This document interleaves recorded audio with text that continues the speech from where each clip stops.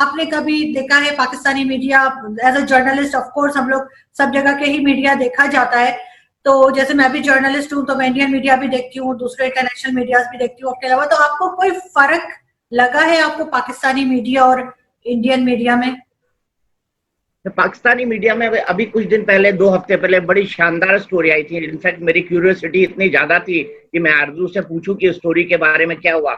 आरजू, एक गैम्बलिंग के आरोप में एक गधे को अरेस्ट कर लिया गया था पाकिस्तान के अंदर, और उसकी बड़ी बड़ी नेशनल और इंटरनेशनल न्यूज बनी थी। तो मैं जानना चाहता हूँ उस गधे को जमानत मिल गई है या नहीं, या पाकिस्तान में गधे जनाब अभी भी जेल में है।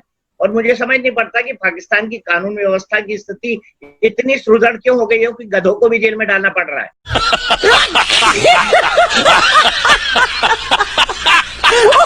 आपने व्यापार तो बहुत करा चाइना के साथ गधों का, लेकिन गधों को आप जेल में भी डालेंगे, ये मैंने पहली बार सुना है।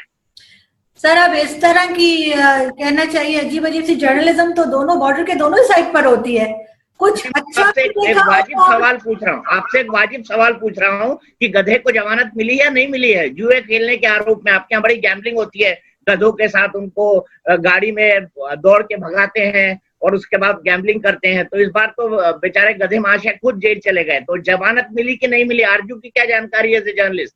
सर एज अ जर्नलिस्ट मैंने अभी तक चेक नहीं किया है, क्योंकि मैं आजकल सिर्फ ये तो करना चाहिए आपको। इतनी बड़ी ब्रेकिंग न्यूज है वर्ल्ड की है कि पाकिस्तान ने गधे को अरेस्ट कर लिया। आप बताइए, ऐसी न्यूज होगी तो दुनिया में कोई बिना चाव के पढ़े बिना कैसे रह सकता है? अर्जू बताइए ना मुझे, आप खुद बताइए।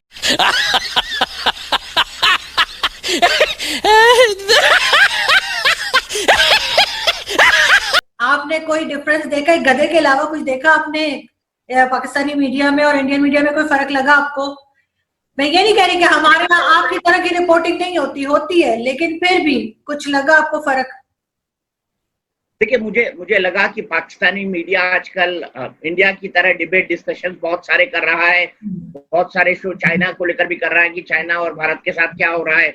लेकिन मैं आपको ये बता दूं कि पाकिस्तानी मीडिया जितना मैंने 2-2.5 दिनों के अंदर देखा और महसूस किया, वो ये महसूस किया कि आपके जो वजीर खाजरा जिनको बोलेंगे, शायद विदेश मंत्री शाह महमूद कुरैशी साहब, वो बड़े परेशान है कि कहीं भारत फ्लैग अटैक कहीं पाकिस्तान के ऊपर ना कर दे, और वो बार बार चेतावनी दे रहे हैं। मुझे लग रहा है कि चाइनीज मीडिया के अंदर अभी भी मोदी फोबिया पूरी तरह से बरकरार है। वो इस बात को लेकर बड़े डरे हुए हैं कि कहीं भारत आकर उनके 4 टुकड़े न कर दे, जिस बात की चर्चा तब से हो रही है जब से 2014 से प्रधानमंत्री मोदी ने यहाँ पर शासन संभाला है वजीर आजम बनकर। तो क्या हम लोग कुछ अच्छा नहीं बोल सकते?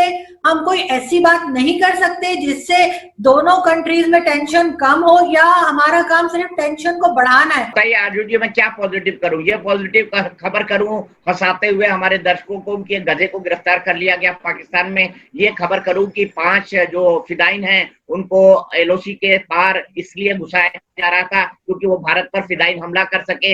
ये खबर करूं कि हाँ, वहां पर एक आतंकवादी मारा गया और उसने कहा कि पाकिस्तान जब तक हमारा सरपरस्त बना रहेगा तब तक कश्मीर के अंदर आतंकवाद जारी रहेगा? मैं ये करूं कि भारत ने टिड्डी दल से पाकिस्तान को निपटने के लिए फौरी तौर पर मदद देने की कोशिश की, लेकिन पाकिस्तान ने अपनी हेकड़ी के अंदर उसको इनकार कर दिया? मैं ये खबर रिपोर्ट करूं कि उरी और पठानकोट क्यों हुआ था और पाकिस्तान ने इसके पीछे क्या किया था? अरे भाई, हमने तो आपकी ISI तक को इन्वेस्टिगेशन के लिए बुला लिया था, लेकिन आपके मन में राम और बगल में छुरी होती है, ये पाकिस्तान की फितरत रही है।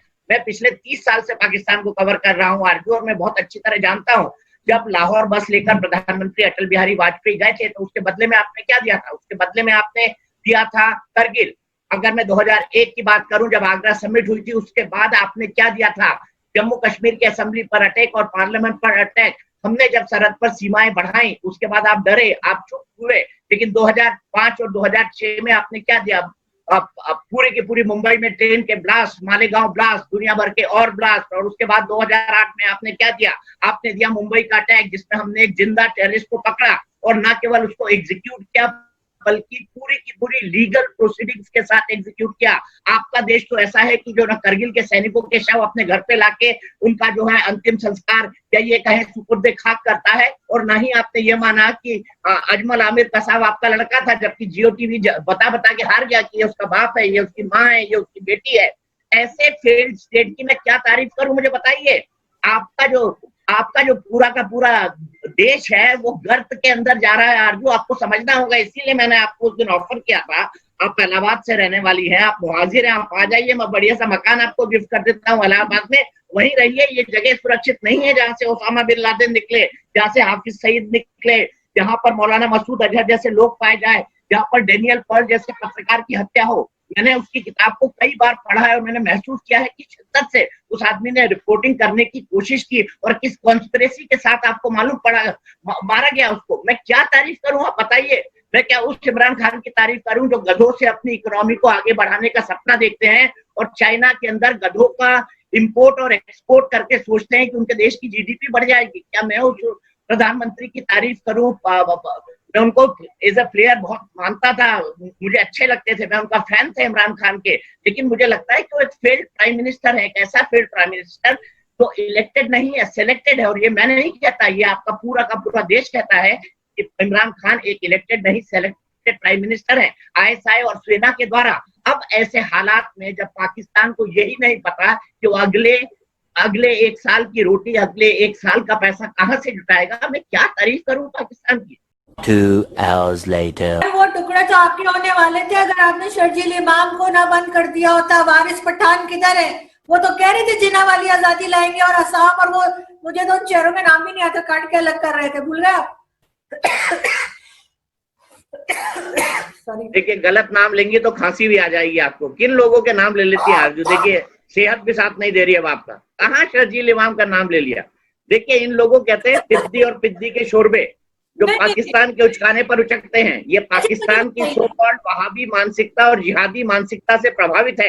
ये पढ़े लिखे लोग नहीं है, ये जिहादी हैं। अगर बात करी जाए ओसामा बिन लादेन, तो वो भी मेरे ख्याल से कोई इंजीनियर था, बहुत पढ़ा लिखा आदमी था, बिलियनियर फैमिली का था, तो क्यों वो लोगों को मारने लग गया? और अगर आप मुझसे कट्टरपंथ की बात करेंगी तो 10 आप यही कहेंगे ना, 10-15% इस्लामिक लोग कट्टरपंथी हैं।